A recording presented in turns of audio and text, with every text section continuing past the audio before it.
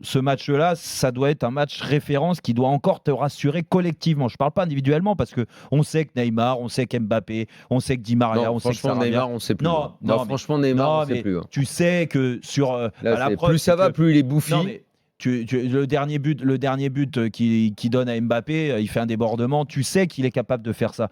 Et Mbappé, le troisième but, tu sais aussi quand il part tout seul, qu'il élimine 3 joueurs, il prend de la vitesse, il a une finition fantastique. Tu sais que ces joueurs-là sont capables. Mais c'est collectivement. Il y avait des doutes. Il y a des doutes derrière dans l'axe parce qu'avec Thiago Silva qui est blessé, avec les suspensions de Verratti, de Meunier, tu es amené à modifier un petit peu ce qu'il voulait mettre en place. Est-ce que Marquinhos va jouer au milieu? Est-ce qu'il va jouer derrière?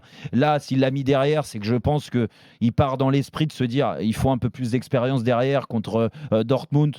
Donc, ça ne l'a pas rassuré du tout parce que déjà, Kerrer, il ne jouera pas là et Kerrer n'a pas été bon comme Marquinhos.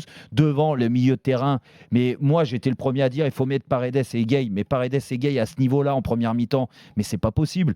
Franchement, c'est pas le secteur où c'était le pire. Gueye, il fait une bonne première mi-temps. Mais non, mais je te Dans la parle première mi-temps terrible, c'est un des meilleurs. Je te parle de Paredes, il oriente et tout, mais il oriente dans un fauteuil. Mais il oriente. Mais attends, c'est facile de jouer comme Paredes en première mi-temps quand ils prennent des vagues. Ce qu'on dit, il n'y a jamais eu de pressing parce que Paredes est beaucoup trop bas. Il a fait du Marquinhos quand Marquinhos joue au milieu de terrain. C'est-à-dire que quand Paris n'a pas le ballon, hop, il se colle à la défense centrale. Mais il y a un espace incroyable devant. Alors Gueye, il faisait l'essuie-glace devant, mais au bout d'un moment, c'est pas un surhomme non plus. Et ça veut dire que quand il récupère le ballon, il a les pieds un petit peu, du moins, il voit tellement trop que il va rater des passes. Et derrière, donc il n'y a plus de jeu de transition en mettant sur orbite les deux attaquants de côté que peuvent être Sarabia ce soir ou Di Maria quand il joue ou Neymar. Mbappé, lui, il reste jamais dans l'axe parce que de toute façon, il n'a pas envie de rester attaquant, donc il a envie de participer au jeu. Et qu'est-ce qu'il fait? Il vient marcher. Le 4-4-2, je le comprends pas. Il vient marcher sur Neymar, il se retrouve à 2 sur le côté gauche. Ils font leur petit 1-2 comme ça, ça leur permet de faire la baballe. Mais franchement, ça, quand tu vois ça,